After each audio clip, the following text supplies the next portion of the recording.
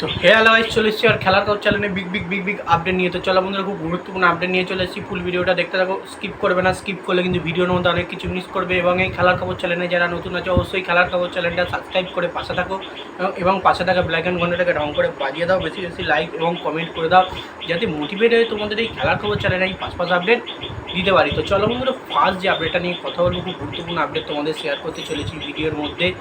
তো ফার্স্ট আপডেটটাই হচ্ছে এমবিএসজি শিবিরের কোচ বাস্তব রায়, মানে বেসিক্যালি এমবিএসজি শিবিরের জুনিয়র দলের কোচ বাস্তব রায়, মানে ক্যালকাটা ফুটবল লিগের যার দায়িত্ব যার ঘাড়ের ওপর রয়েছে, সেই বাস্তব রায় কিন্তু হচ্ছে চ্যাম্পিয়ন কোচ। তিনি কিন্তু চ্যাম্পিয়ন কোচের মতনই কিন্তু প্রতিটা প্লেয়ারকে এবার কোচিং করানো শুরু করেছেন। খুবই কঠিনতর কোচিং করাচ্ছেন, যেটা খবর আসছে। যে সমস্ত প্লেয়াররা কলকাতা লিগের জন্যে মোহনবাগানের জার্সি গায়ে প্র্যাকটিস নেমেছেন, অনুশীলন করছেন, তাদেরকে কিন্তু দম বার করে দিচ্ছেন, যাতে দলের সফলতা আসে। তিনি বোঝেন কোনখানে কোন জায়গায় কোন প্লেয়ারকে নামাতে হবে এবং কীভাবে খেলাতে হবে। এবং বাস্তব রায় মোহনবাগান টিমটাকে পুরো হাতের তালুর মতো পরিষ্কারভাবে বোঝে। তো সেক্ষেত্রে এমবিএসজি শিবিরের জুনিয়র দলের কোচ বাস্তব রায় দলকে চ্যাম্পিয়ন করবে বলে এবং নিজের নামের পাশে একটা চ্যাম্পিয়ন তকমা বসাবে বলে কিন্তু অবশ্যই কঠিনতম অনুশীলন করাচ্ছে এমবিএসজি শিবিরের কলকাতা লিগের চ্যাম্পিয়ন হওয়ার জন্য। তো দেখা যাক বাস্তব রায় সফলতা পায় কিনা। আরও প্রচুর পরিমাণে ক্লাব রয়েছে। আগের মরশুমে মোহনবাগান কিন্তু ভালো পারফরমেন্স করতে পারেনি, প্রচুর ম্যাচ হেরেছে, আবার ম্যাচ জিতেছে।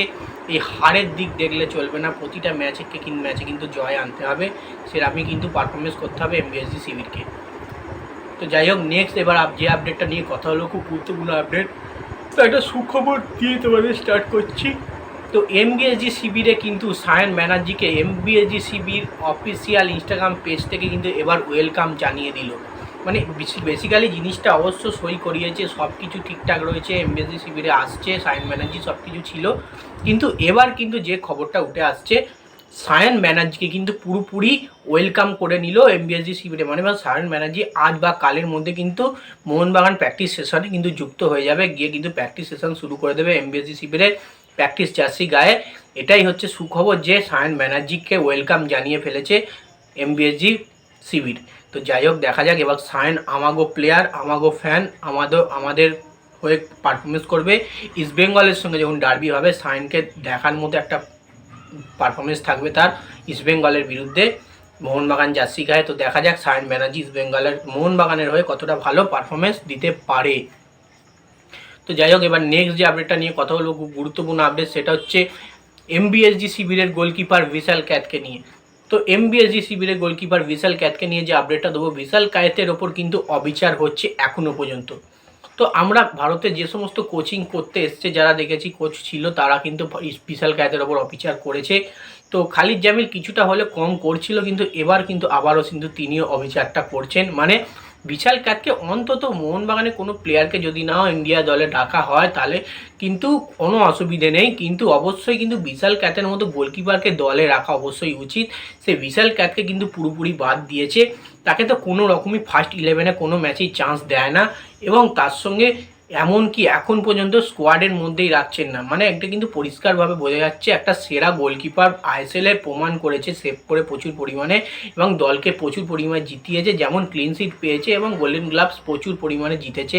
সেই প্লেয়ারকে কিন্তু কোনো রকমই আমরা দেখছি ভারতীয় দলে চান্স দেওয়া হচ্ছে না। তাহলে ভারতীয় দলের গোলকিপিংয়ের জায়গাটা কিন্তু সেই একই সেই গুরপ্রীত সিং সান্ধু গোলকিপিং করে চলেছে, এর কোনো কিছু অন্যতা আর হচ্ছে না। সেই কারণেই বলছি কিন্তু বিশাল ক্যাতের ওপর অবিচার হচ্ছে। তো নেক্সট এবং লাস্ট আপডেট যেটা নিয়ে কথা বলবো, সেটা হচ্ছে মুম্বাই সিটি এফসি প্রাক্তন কোচ ছিল অ্যালবিনো বোমস। এই অ্যালবিনো বোমসের ওপর একটা নিউ টার্গেট কিন্তু করেছে ইস্টবেঙ্গল এফসি। যেহেতু অস্কার ব্রুজনের বিদায় ঘটেছে, তারা কিন্তু একটা নতুন কোচ, চ্যাম্পিয়ন কোচ দলে আনার চেষ্টা করবে। এই অ্যালবিনো বোমসের ওপর কিন্তু হয়তো ভরসা রাখতে চলেছে ইস্টবেঙ্গল এফসি। তো জিনিসটা আপডেটটা এখনও পর্যন্ত পুরোপুরি কনফার্ম নয়, তারা হয়তো টার্গেট করেছে, কথাবার্তা চালাচ্ছে। সঠিক মনে হলে, ম্যানেজমেন্টের যদি সঠিক মনে হয়, অবশ্যই তাহলে কিন্তু অ্যালবিনো বোমসকে দলে নিয়ে আসতে পারে ইস্টবেঙ্গলের কোচ হিসেবে। তো দেখা যাক ইস্টবেঙ্গল এফসি শিবিরের কোচ অ্যালবিনো বোমস হয় কি না। তো যাই হোক, এই আপডেট ছিল। ভিডিওটা যদি ভালো লেগে থাকে লাইক, কমেন্ট, শেয়ার, সাবস্ক্রাইব করে পাশে থাকো। চলো বন্ধুরা, বাই, আবার নেক্সট ভিডিও দেখা হচ্ছে।